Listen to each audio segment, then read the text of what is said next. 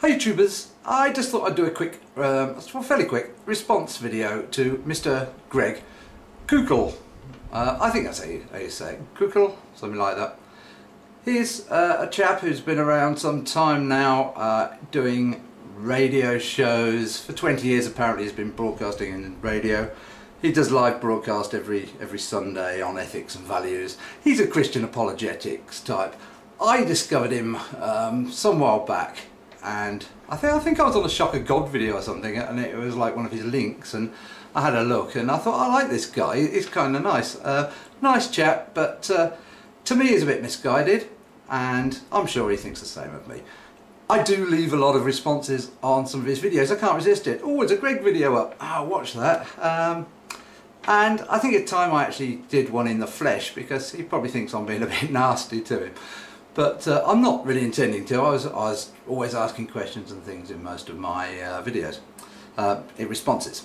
But here today, I'm doing a response to it. Now I'm going to put the video up that I'm doing the response to. If he doesn't like it or gets upset or anything, I don't see why he should, but if he does, I'll take that bit out and re-upload this video without it. But I'm going to put it in this time anyway, and so let's quickly watch that.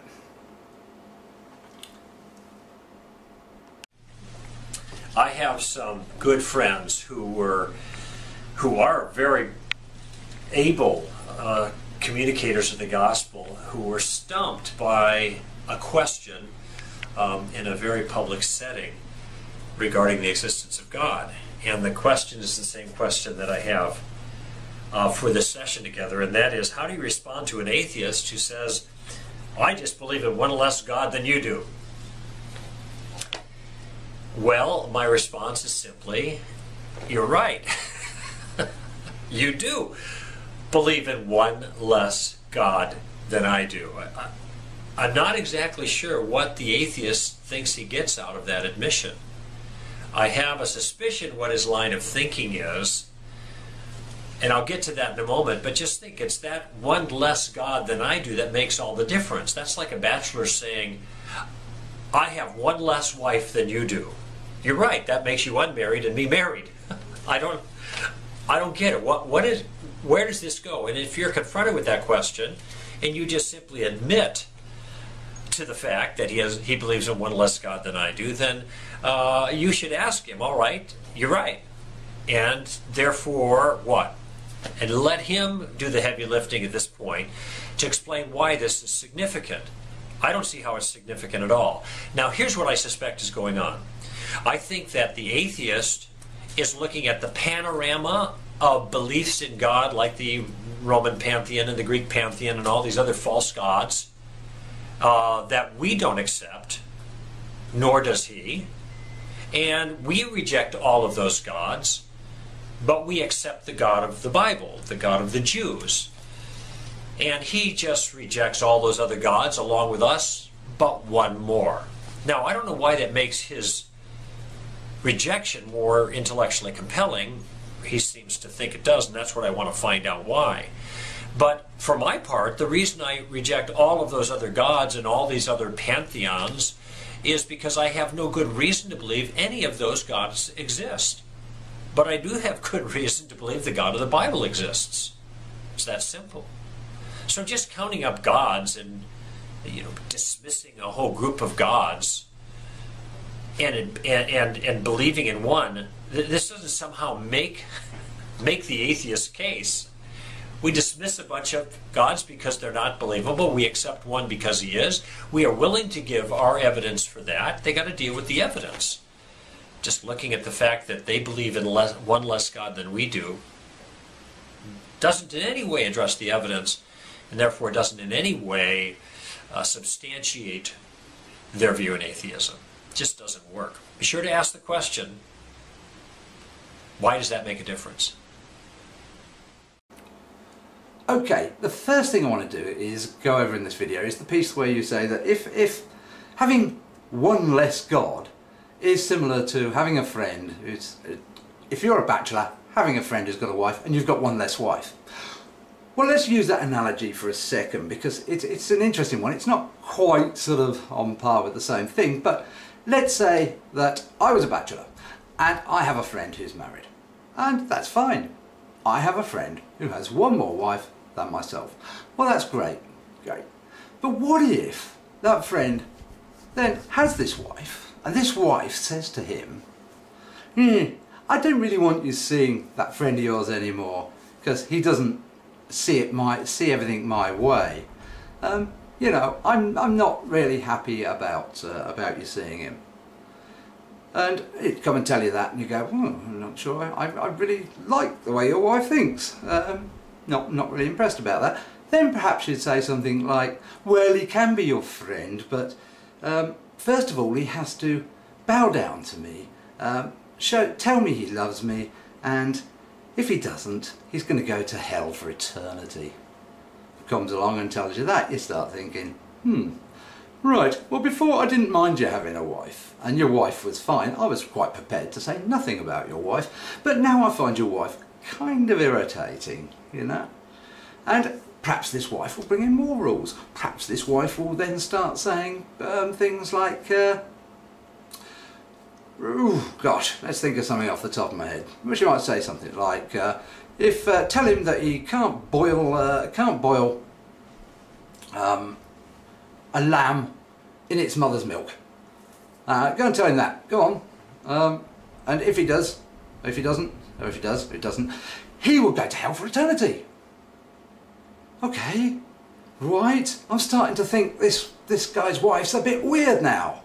You know, I have these thoughts, and understandably, and I think you can see where we're going here, this guy's wife is starting to dominate this guy's life. Perhaps she wants to have her own banknotes with her picture on. Then I start saying something about this guy's wife. Otherwise, fine, fine. And this is kind of the way with Christianity, with apologetics in particular, because you really apologize. The fact that you're called apologetics, it's sort of born again apologist. What do you apologise? You're apologising because you know it's nonsense. It's like, yeah, that one's hard to explain, isn't it? Well, I'm going to make an explanation of this, and here we go. And that's how it sort of works out. Just let me think a little bit more, and I'll give you the rest of the video. Okay. Thinking back over religions, over the centuries, millennia, we have, of course, had many. And we have many today. Looking at things like the ancient Greeks, Zeus, Apollo, Thor in the Vikings, all those sort of ancient ones. Of course, there's not many, or very few, if any, people around today that believe in those particular deities. But there's plenty of other deities that people do believe in. Okay, we could say that not all of them can be right. And that would leave a majority being wrong. Doesn't matter which one you pick, a majority are going to be wrong. That also doesn't matter. You can think, well, as long as mine's right, that's okay. Okay, I accept that. So a minority of people could be right. But let's look at it a little bit more logically. And I'm going to do that a second. What you have to ask yourself is, why did all these different people think they were right? They probably had visions, they probably felt it within their heart that they were right. Or the other people today think they're right also. They feel they need something within them, there's something within. Isn't it funny how when you look at things like near-death experiences, if you ask a Christian about a near-death experience they may have had, they'll sort of see this light and Jesus at the end of the tunnel. Not that anybody really knows what Jesus really looked like. It's something in the head of, oh yes, yeah, long flowing locks of fair hair, etc. Okay, that's fine. But if you were to ask a Muslim that's had a similar experience, they would probably see Muhammad, or their image of Muhammad at the end. In the ancient Greek times, people with near-death experiences probably saw Zeus or this. We have records of all these people that are having a feeling that they are right. And that doesn't mean, of course, that they are. It's funny how everybody has the same experiences within each religion. And you can't defend it by just saying, I have a feeling that I'm right. You also don't have a way of defending it through scripture. Nearly all of the different religions have scripture. And they have their own sets of rules. And it's usually rules that involve sex and dominating type things. Things that people like, trying to restrict them within them. And they all have these set of rules. What makes you think that yours is any different from any of the others? You say in your video that you have proof. Great, proof. Would this proof, by any chance, be the Bible? Because you talk about your God being the God of the Jewish God, Yahweh. He's also the God of the Abrahamic religion as well, in a different context. And of course, the Christian God. Maybe you thought the stories of the other religions were nonsensical. And yet you look at a Bible that has talking donkeys, talking snakes, sticks turning into snakes. It has some of its great characters doing really weird and strange things morally. Somebody like Lot, you know, his daughters sort of raping him, and then you get all the people of Israel coming from these strange incestuous relationships.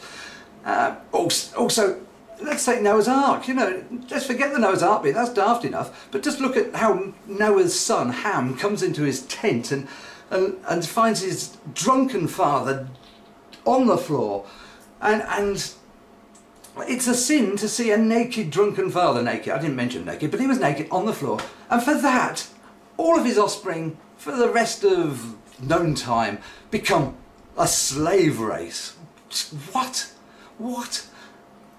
Other things in Genesis as well, just ridiculous things, absolutely ridiculous things that we have explanations for. Today we have explanations. We have obviously evolution, which is correct whether you like it or not. All these things go against this strange biblical work that you seem to somehow think is reasonable. It's as reasonable as if you look at the works of, say, the Hindus.